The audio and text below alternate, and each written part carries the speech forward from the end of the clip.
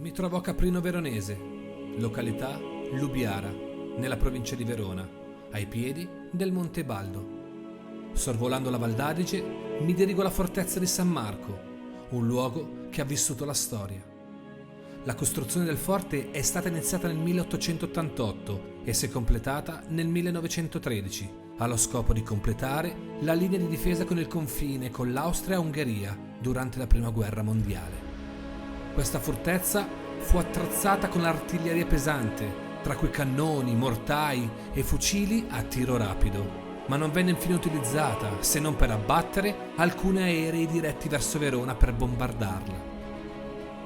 Oggi il forte è proprietà privata ed è in stato di abbandono, ma è comunque usato come meta turistica e anche se non mi è possibile raggiungerlo a piedi, vi porto con me per una prospettiva migliore.